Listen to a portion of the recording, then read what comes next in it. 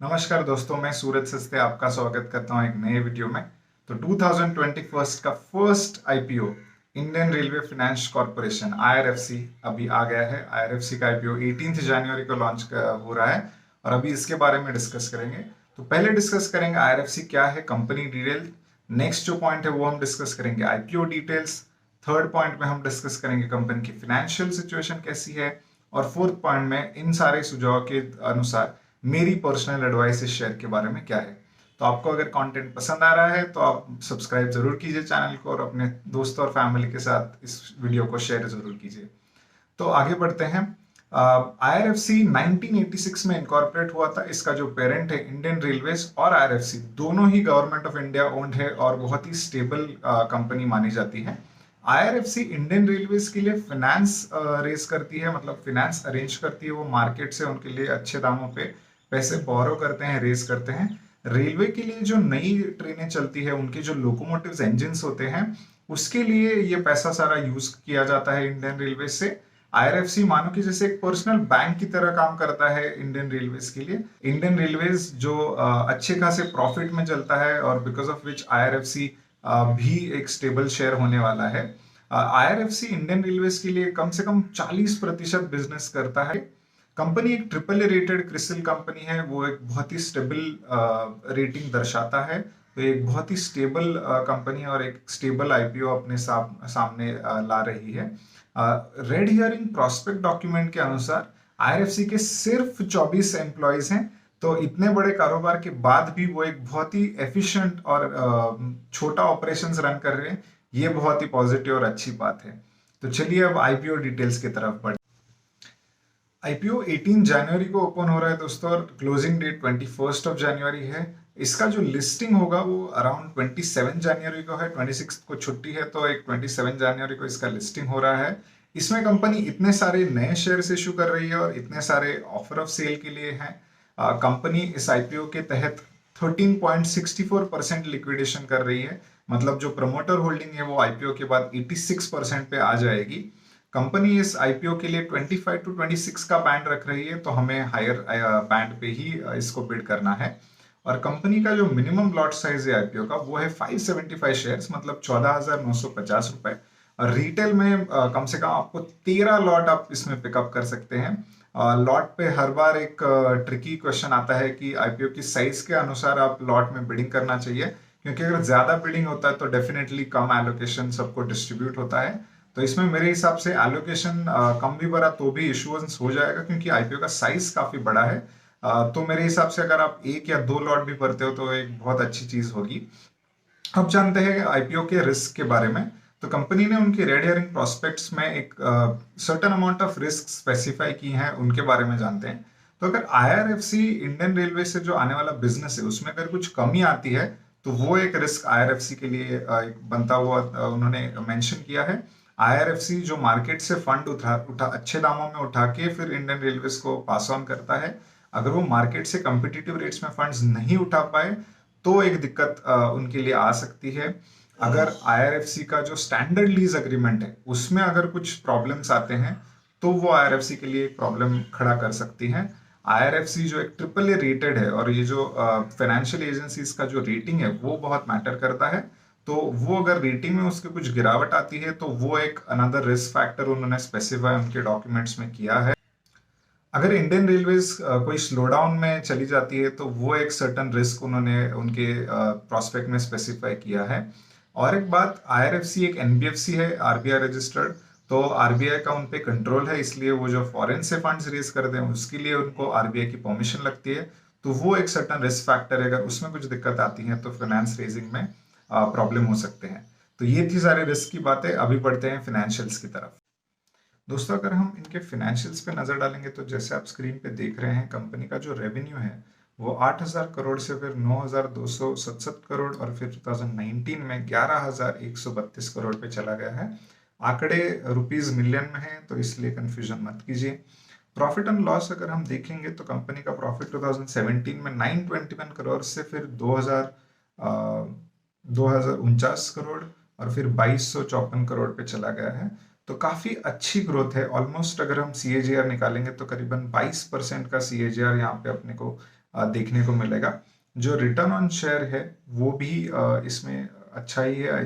2019 में हम देख रहे हैं जैसे हाईएस्ट अर्निंग्स पर इक्विटी शेयर्स यहाँ पे देखने को मिलती है हमें। सेकंड जो है बहुत ही इंपॉर्टेंट फैक्टर है, वो बहुत सारे लोग एक्चुअली निग्लेक्ट या फिर देखते नहीं है, वो है net cash flow. Net cash flow मतलब कंपनी के बिजनेस के बाद कंपनी की पास एक पॉजिटिव या नेगेटिव कितना कैश फ्लो बचता है, वो ये डॉक्यूमेंट या फिर नंबर्स दर्शाते हैं। तो यहाँ पे जैसे आप देख सकते हैं 2017 में कंपनी को कम से कम 1100 करोड़ का यहाँ पे नेट कैश फ्लो लॉस हुआ था। ये सर्टन कारणों से हो सकता है, वो कारण उन्होंने यहाँ पे स्पेसिफाई नहीं किए हैं। 2018 में अगर हम देखेंगे तो करीबन एक 18 लाख रुपए का ही नेट कैश फ्लो कंपनी ने जनरेट किया है after having such a big corporation. सिर्फ इतना ही कैश फ्लो उन्होंने जनरेट किया है।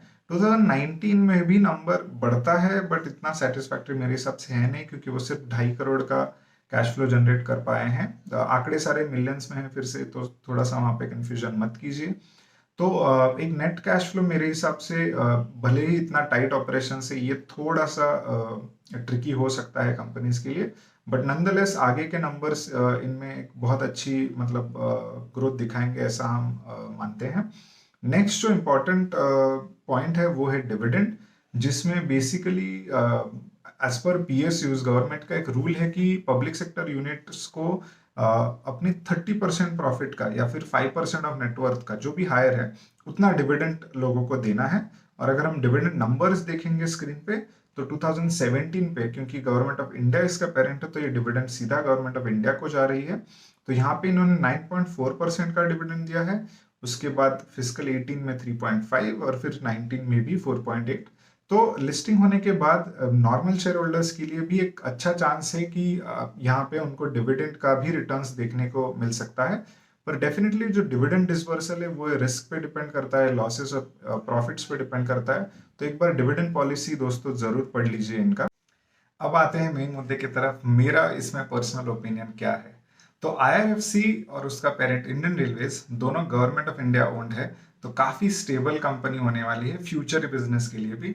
काफी अच्छा इन पे आरबीआई का मॉनिटरिंग भी है, तो एक फाइनेंशियली काफी स्टेबल कंपनी है।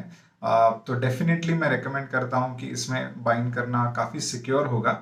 सेकेंड जो इंपॉर्टेंट पॉइंट है दोस्तों मेरे हिसाब से वो है आईपीओ का बैंड, वो है 25 से 26 रुपए। वो क्यों मैटर करता है वो मैं एक्सप्लेन करता हूँ।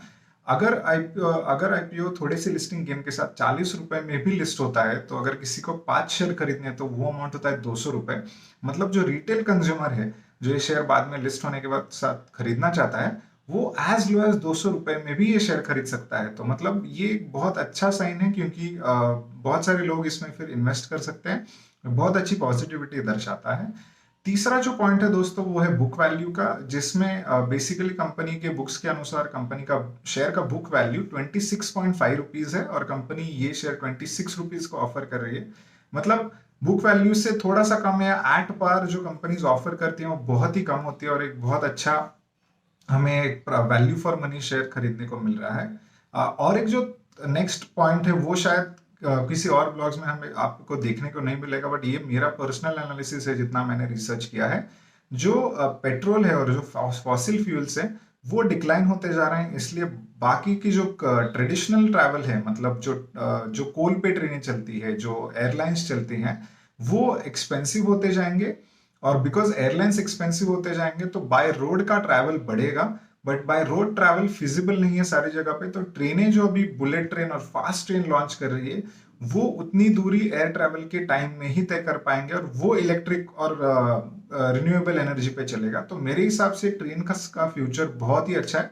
अगर आप फॉरेन नंबर्स भी कंपेयर करेंगे तो रेलवेज और जो इलेक्ट्रॉनिक रेल्स हैं वो बहुत ही अच्छा बिजनेस करती हैं as that of the air travel.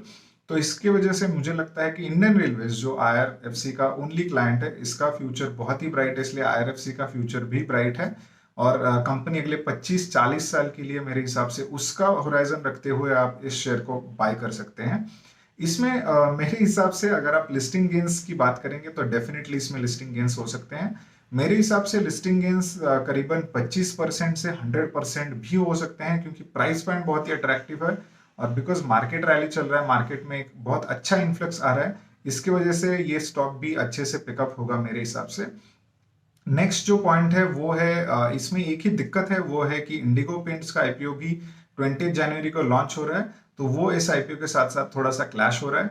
भले ही इंडियन इंडिगो पेंट्स सिर्फ 1000 करोड़ का एलोकेशन लेके आ रहे हैं और उनका प्राइस बैंड काफी हाई होने वाला है, इसलिए मेरे हिसाब से इसमें एचएनआई ज्यादा पैसे इन्वेस्ट करेंगे।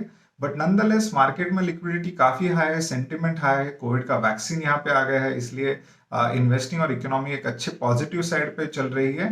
तो मेरे हिसाब से ये आईपीओ डेफिनेटली बाय करना चाहिए, ये मेरा पर्सनल ओपिनियन है दोस्तों। तो अगर आपको ये वीडियो पसंद आया है तो चैनल को सब्सक्राइब जरूर कीजिए, अगर आपने यहाँ तक देखा है तो इसको लाइक जरूर कीजिए, और कमेंट सेक्शन में कमेंट कीजिए कि आपने सब्सक्राइब आईपीओ को किया या नहीं किया। तो थैंक यू दोस्तों, टेक केयर।